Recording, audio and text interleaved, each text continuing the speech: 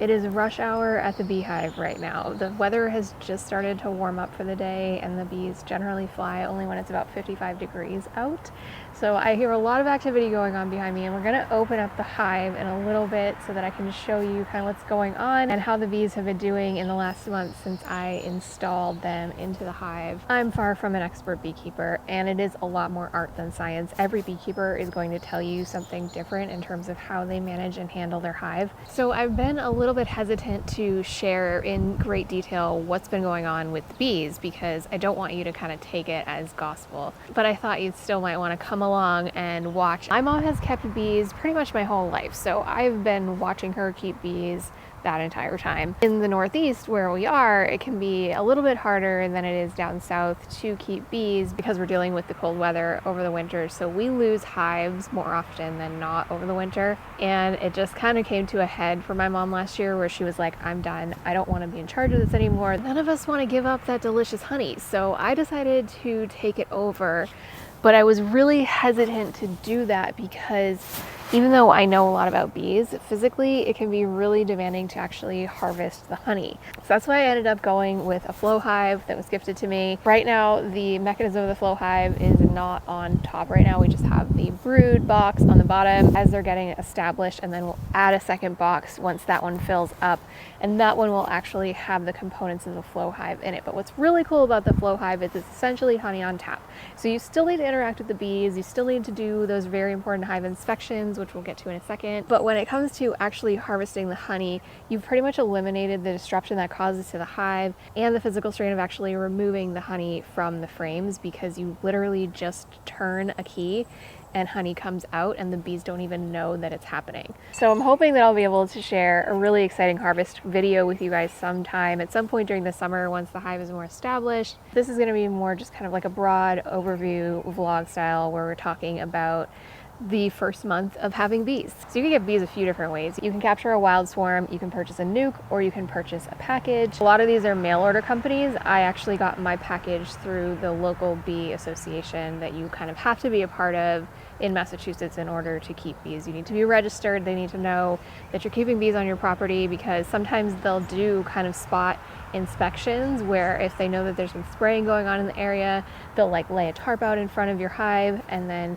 come back and collect and see how many dead bees they find on that tarp after the spraying occurred, so that they can assess whether or not the spraying was harmful to the bees. But a package is literally just a box of about 10,000 bees. Now I hit the bee lottery and I picked this thing up at my bee club, and the guy was like, we were just admiring that one, you got a really good one, like it's very loaded with bees. And I could feel it was so heavy and probably had maybe closer to 15 or 20,000 bees in it. So, but with a package, you're kind of taking a risk because the queen isn't as established with the colony. They've just kind of dumped a bunch of bees in this box and given them a queen, and they're like, accept her or don't.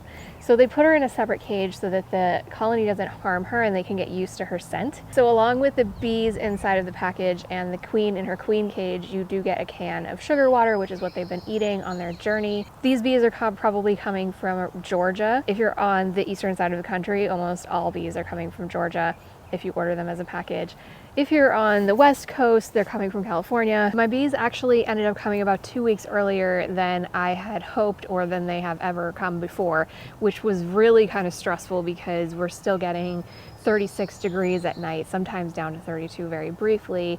And with a colony that isn't established and doesn't have any food stores, just dumping them in an empty hive box like I needed to do can be really risky when it gets that cold at night. The frames that I'm using inside of my hive are called foundationless frames, and there's a couple of benefits to this. This just means that the bees are drawing their own comb. They're not building off of a foundation that's put in the center of this frame. It can benefit the bees in a few different ways. One of the main ones that I'm most excited about is that they naturally build their honeycomb a little bit smaller than the frames that we use encourage them to do, which is better for preventing varroa mite because they can't fit inside of those cells as easily. But because those frames are foundationless, deciding where to put the queen cage so that they could get her out became kind of stressful, because normally you'd kind of suspend her in between two frames. There's a little sugar cap on the cage. They eat through it over the course of 2 or 3 days, and then she is let out. But with foundationless, you typically put that cage on the bottom underneath the frames and let them eat that that sugar cap to let her out over the course of 2 or 3 days. But of course, hot air rises, cold air sinks, so the bottom of that box is going to be exceptionally cold on those nights, and I didn't want her to be stuck on the bottom of the frames with no way of getting warm or getting out of her cage. So in this situation, I decided it was worth the risk of letting her out of the cage a little bit early. The risk with this is that the colony has not accepted her yet. I didn't think this was very likely, so I ended up just opening the cage from the other end, which has a cork in it, and placing it on the bottom of the frames so that she'd be able to come out on her own very quickly. So that's day one. And then some people will tell you to check on that queen cage and make sure that she's out and everybody's in the hive and building things within like 3 days. You can wait a week to do that first inspection, which is what I ended up doing. There's a lot you can kind of gather just from looking from the outside of the hive. So I was checking in on that as well to make sure that they were still active. And again, you need really specific weather conditions to go inside of a hive. And because the colony had been delivered so early, there were actually a number of days where I could not go in. So this is a perfect day. It's mildly sunny. It's over 60 degrees. The bees are out foraging, which means less of them will be present in the hive when I go in to do an inspection.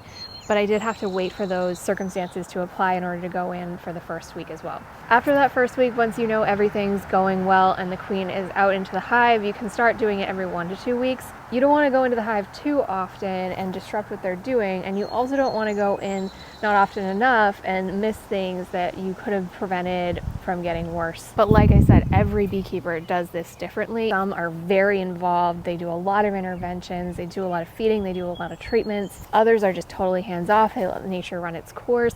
I want to be somewhere in the middle. So for example, with varroa mites, which is a really common issue that we see in most hives, there's treatments that you can do to the hive. Some of them are natural, some of them are not, but most of them make it so that you cannot even eat the honey. One of the main treatments that they use for varroa mites is oxalic acid. So there's all these like wives' tales about rhubarb leaves in beehives because they're so high in oxalic acid.